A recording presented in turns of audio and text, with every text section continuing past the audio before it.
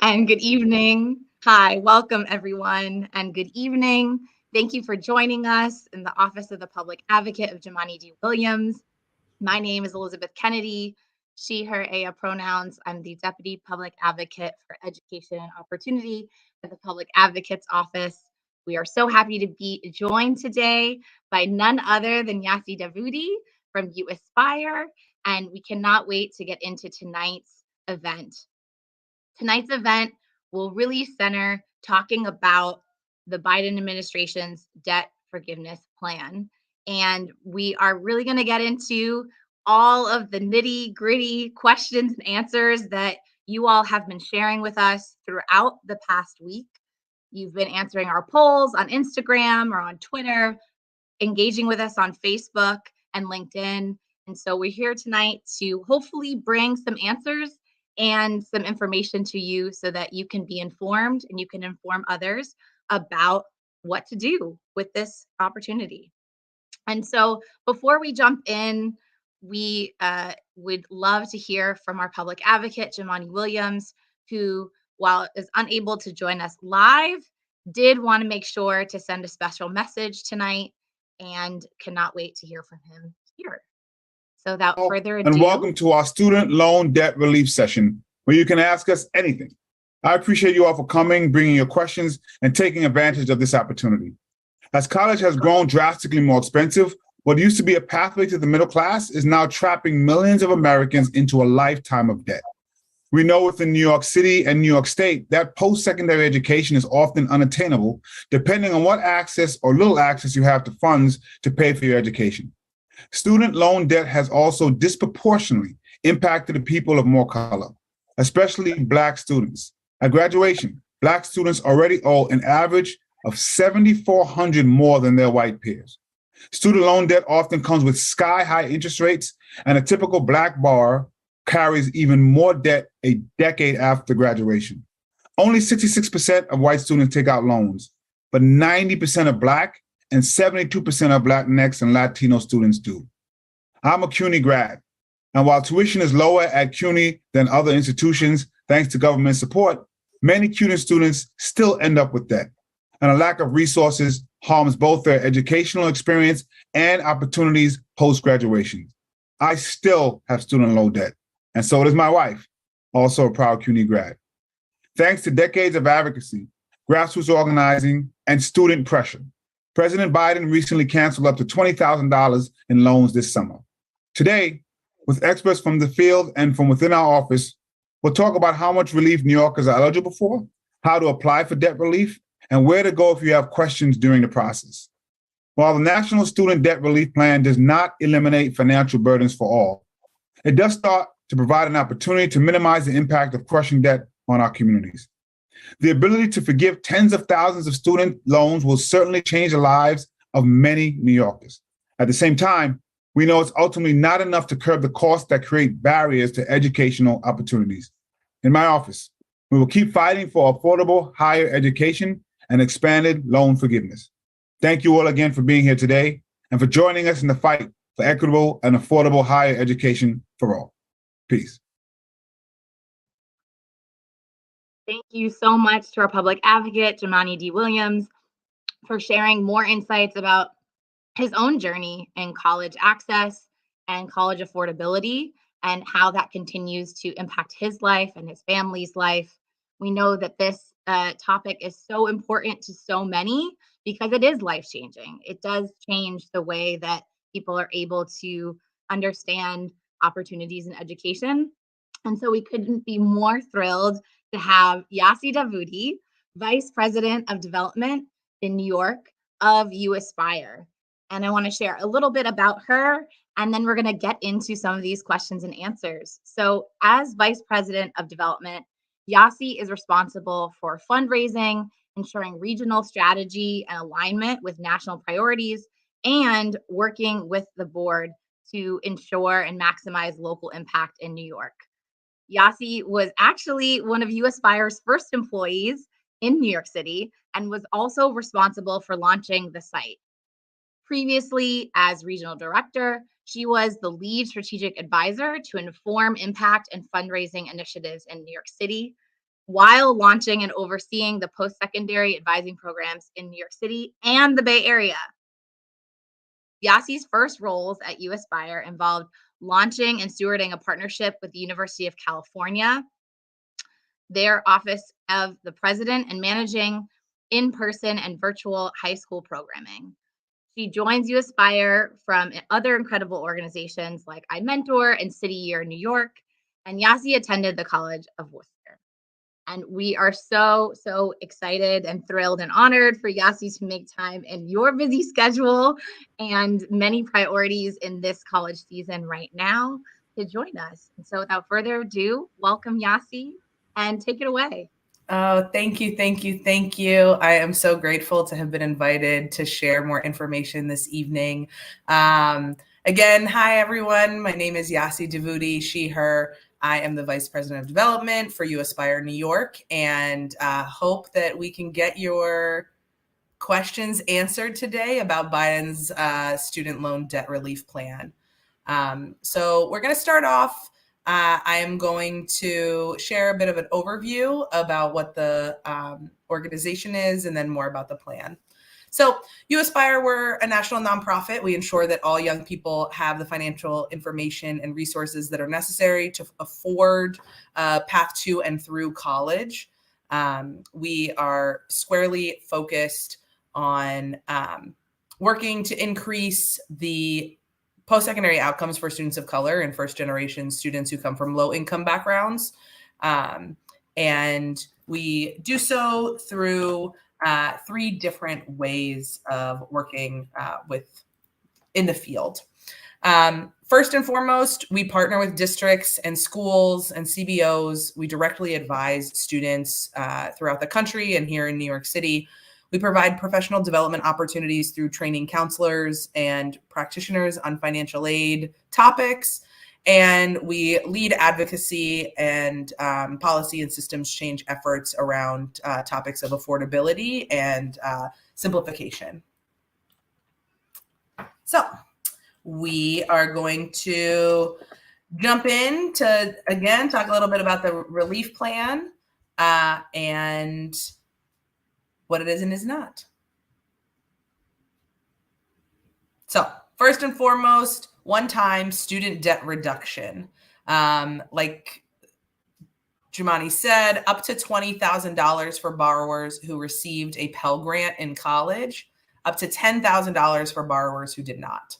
And I know that financial aid is incredibly confusing, and that does not, and that the student loan reduction plan is not any different. And so you might have heard about the Public Service Loan Forgiveness Plan. You might have heard about the Temporary Public Service Loan Forgiveness Waiver. These are different plans, not the same. All 3 of those things are different things. And so tonight we are just talking about the student debt reduction. So who is eligible and what is eligible? First and foremost, there's an income eligibility requirement to take advantage of either the $10,000 or $20,000. If you are a single filer, then you can make up to $125,000 AGI.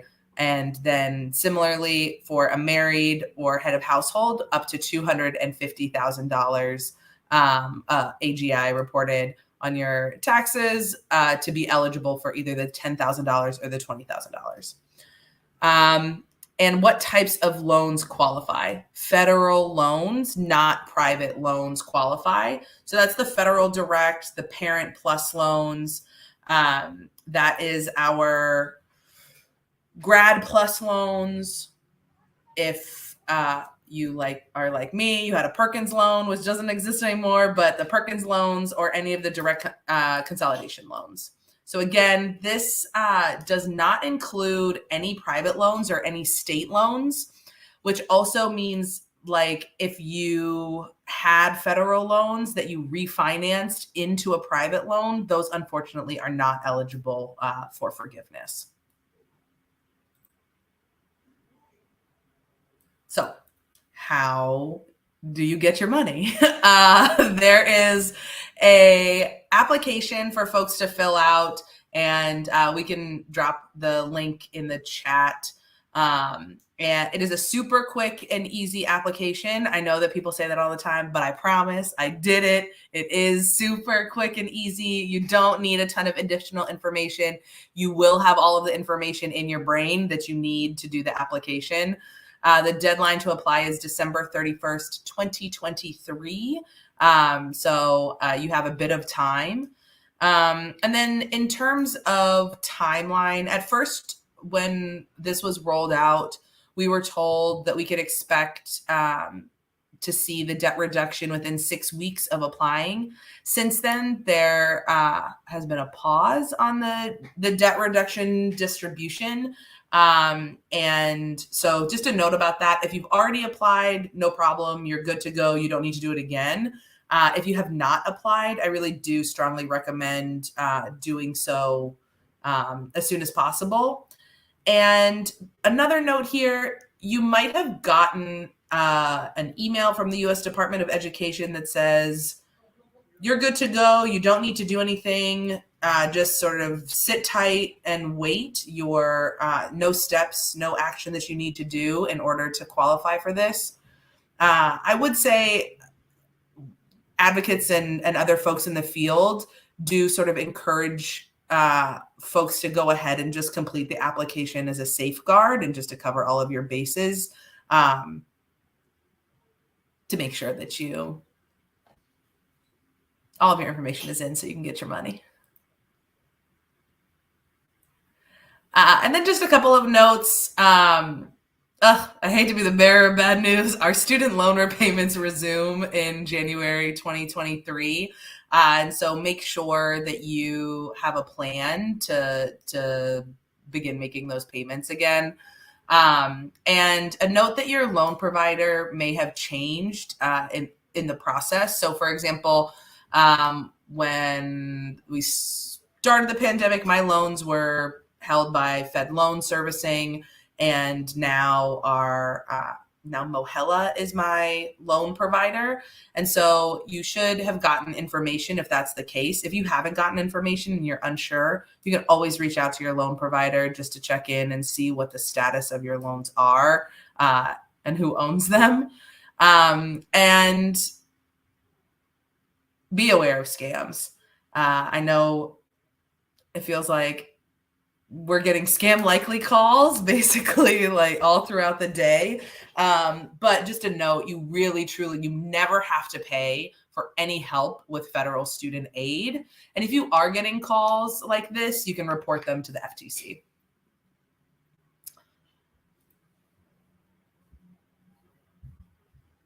We've come to the time for our questions and answers. Thank you so much, Yasi, for giving us more information, for allowing us to understand what is included, what is not included, and what it is.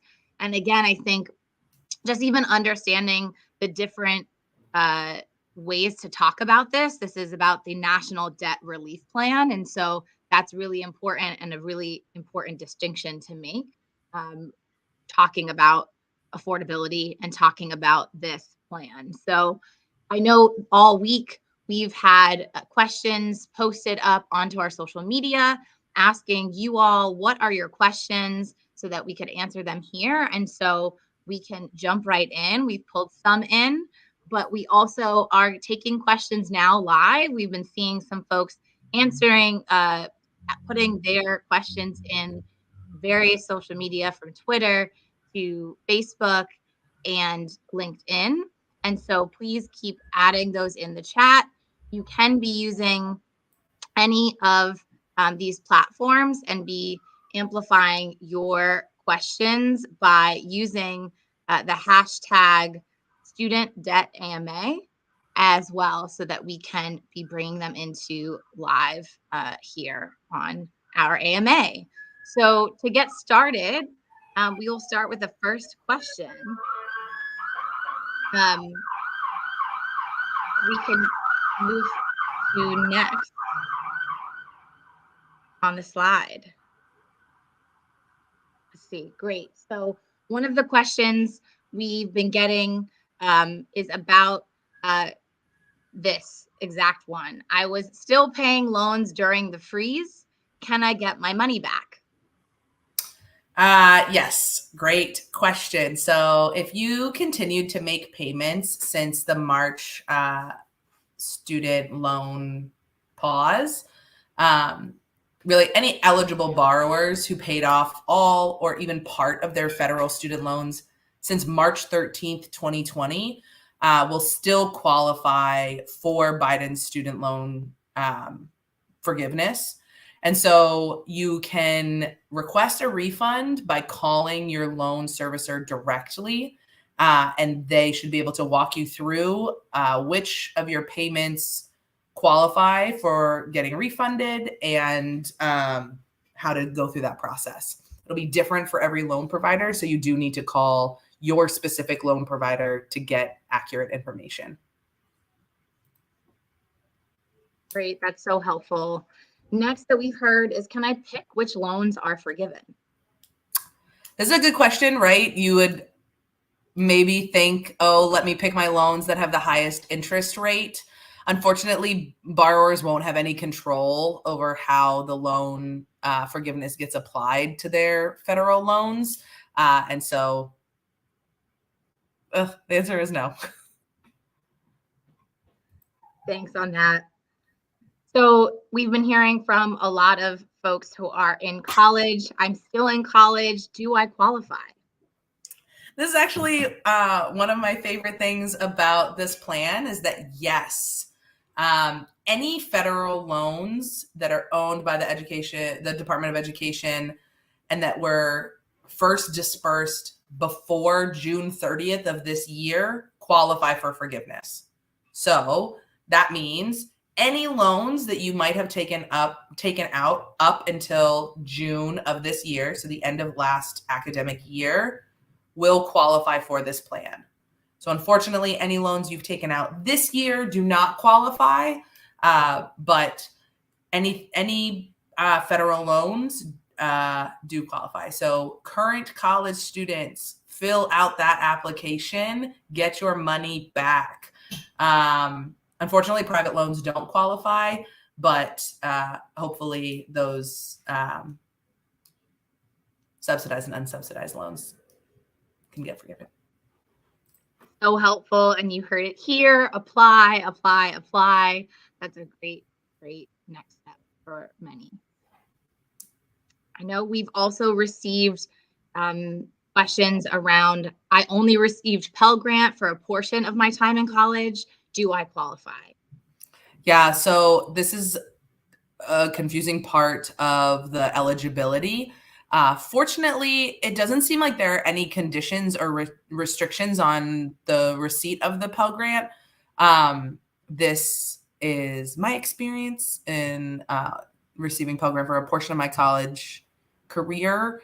And so in order to be eligible for the $20,000, you could have received any amount of Pell Grant at any time to be eligible.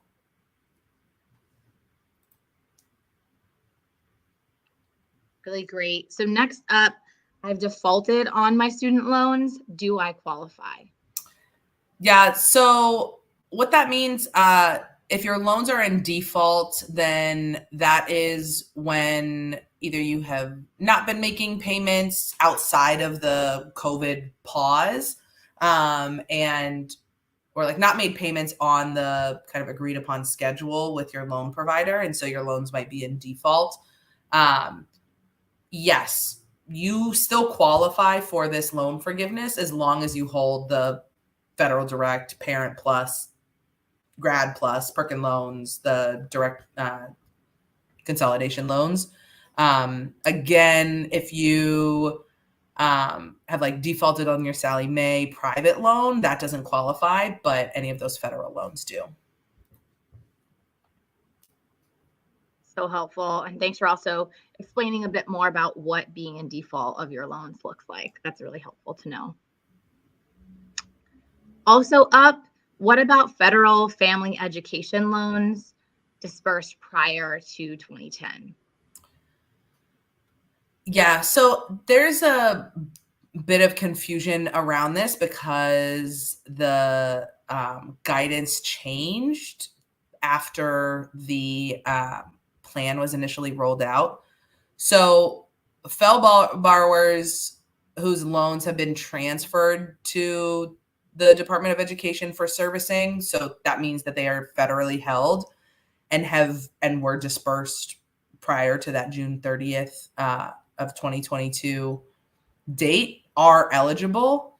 And any privately owned FFEL or Perkins loans are not eligible for the one-time cancellation, with the exception of, unless they had been consolidated into a federal direct loan program prior to September 29th of this year, 2022. So that might make sense to you. That might not make sense to you. If you feel like maybe that applies to your situation and you're not sure if your loan is the federal family education loan or the FFEL loan, then you can go to studentaid.gov. Go to studentaid.gov, sign in with your FSA ID, and then there's going to be a tab that says My Aid, and you're going to go in there and you're going to look at your loan details to see if this applies to you. So helpful. And thanks for getting into the many layers of that. And as Yasi said, if this doesn't apply or if this isn't something you've heard of, you can also move on to the next question that we've heard from folks, which is, I make more than the income threshold. Will I get a portion of my loans forgiven? I think this question is using the same logic maybe as with the stimulus check. And this is different. And so, no, if you make more than 125 as a single filer, you do not qualify for debt reduction. And if you are married or head of household and you make more than 250 or you claim more than 250 AGI, you will not qualify for the debt reduction. And then within that, it's 10,000 or 20,000. There's no kind of gradient scale of like steps of depending on income. Can you explain what AGI is? Oh, yeah, sorry. Adjusted gross income on your taxes. So the difference there being you might be a salaried employee who makes, let's say, $125,000, but that does not necessarily mean that is your adjusted gross income on your taxes. And so you're using your AGI on your taxes, not just sort of like what you make in a year. You might be a 1099 contractor who totals that much money, but it is not dependent. It's what's on your taxes, not just, That's very helpful. And especially as you spoke to just putting in your information in the application, it lives in your brain already. It's something that's there. And so that's also, an option if you're not sure about that AGI, you think you might be in that range. That's something where that determination can also come through. Would you say? Yeah, actually, fortunately, the application is so much more simple than that. So much simpler. It's like name, address, and it like just demographic information. It is not asking any of your tax information. You don't need to have any of that.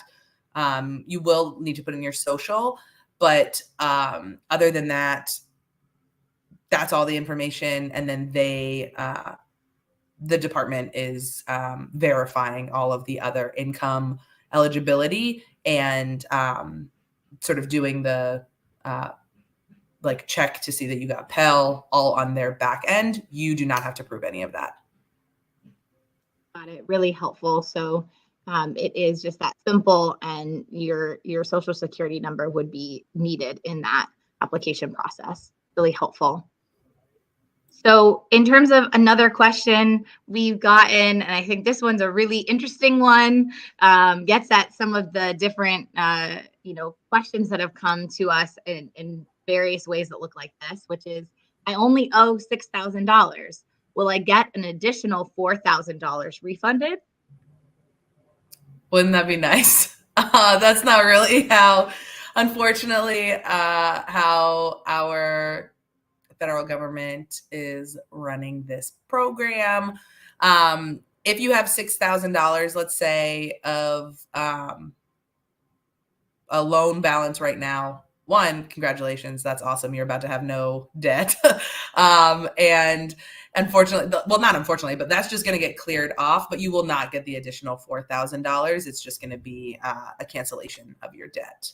The only thing that I would say on top of that is, like, if you owe $6,000 now and you had made $4,000 worth of payments since that pause starting on March 13th, 2020, then in that case, you would be eligible to get that money refunded. It wouldn't be through this. You'd have, like I said before, you'd need to call your service provider for a refund. Really helpful. Really helpful. So also, these are some of the questions, but just want to first send it to Yasi to share some of these resources that are here. And then we'll actually get into, we'll keep this slide up. We'll get into a couple more questions that have come in during this Ask Me Anything. Yeah. So I wanted to share, again, UAspire, we're really committed to making sure that students and families have accurate and timely information around financial aid and affording college.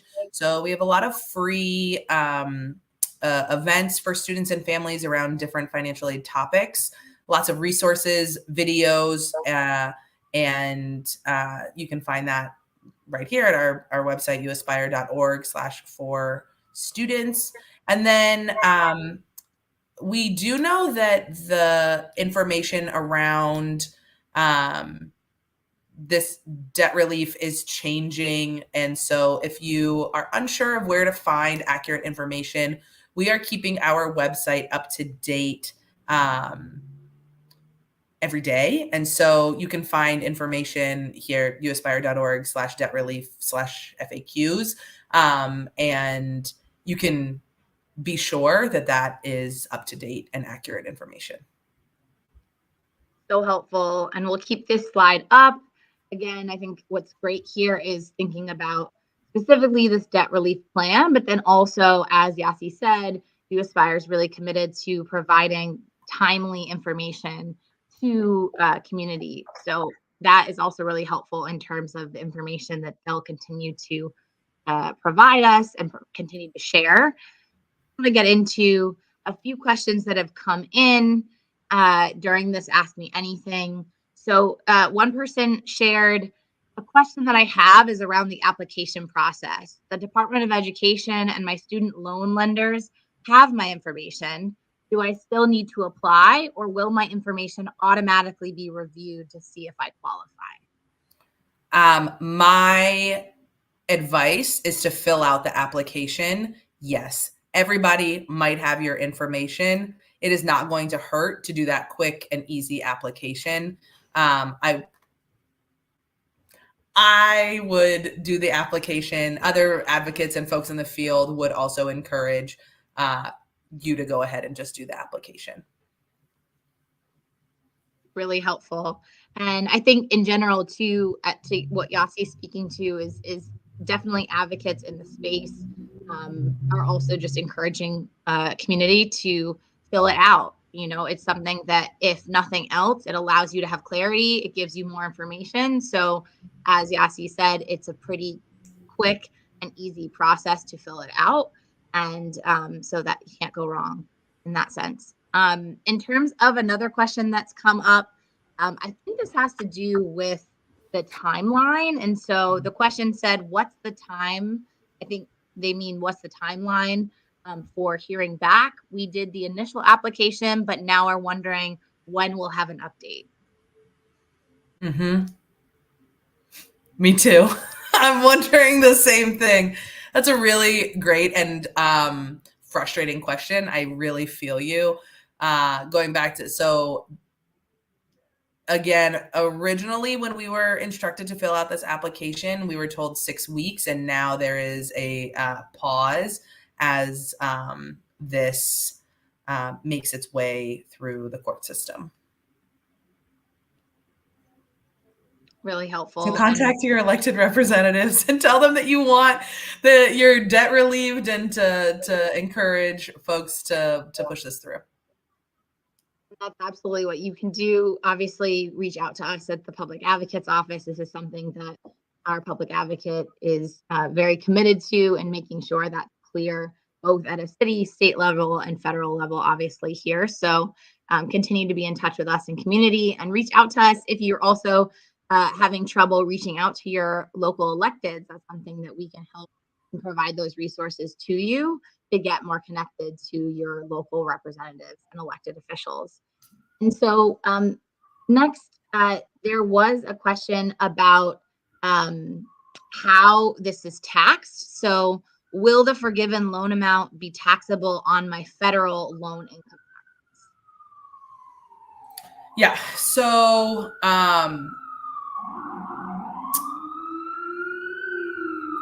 sorry, not yeah.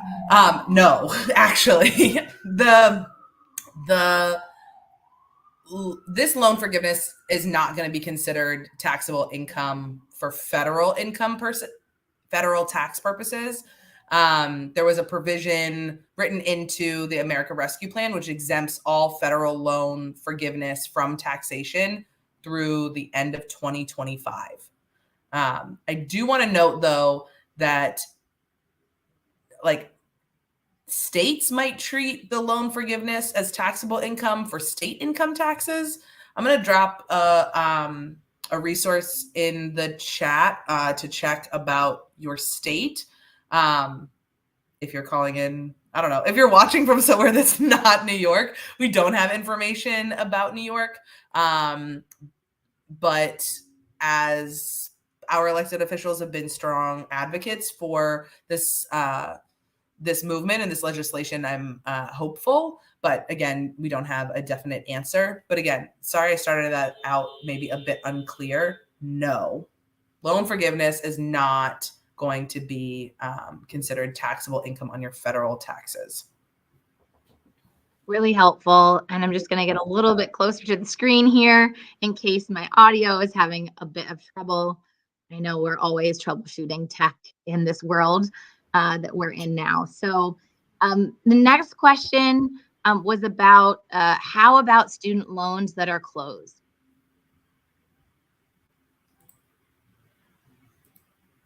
Closed. And I wonder if they mean, they've paid their student debt and they are debt free. That's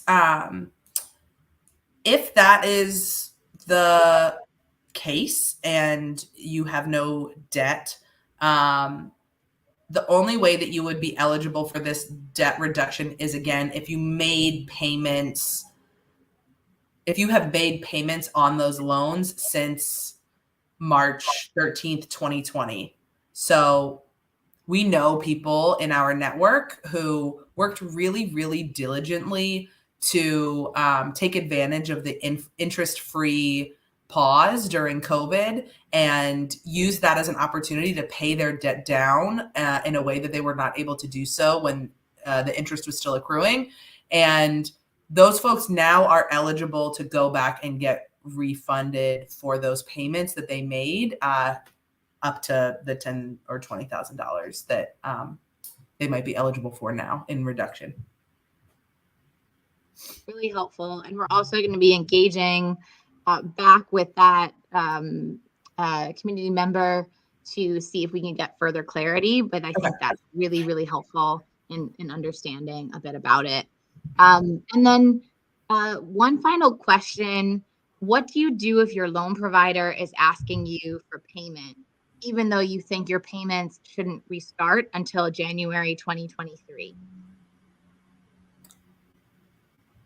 If these are federal loans, you don't think that your payments shouldn't restart till January 2023. They shouldn't start till January 2023. I think maybe some loan providers are starting to reach out and get ready for, on December 31st, 2022, the pause is up and, January 2023, you have to start paying. But if there is communication otherwise, I would screenshot that and submit it to the Department of Education, and you should know that you do not need to pay for your federal. The pause stops December 31st, 2022. You are not accountable to pay until that pause, and then the restart in January 2023. Really helpful. And then we've received this final question that is connected to the bigger picture of college affordability, but not specific to this Biden administration debt relief plan. And so someone asked, what are the next steps for people who missed the deadline for the limited public service loan forgiveness waiver?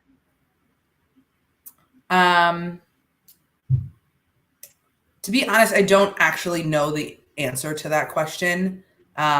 So this person is asking about the public service loan forgiveness waiver that was good through the end of October.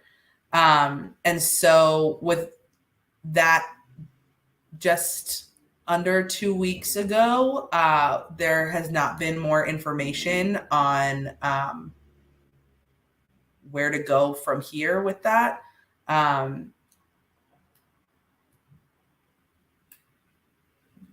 The only advice I would have is to reach out to your loan provider and see if they can guide you through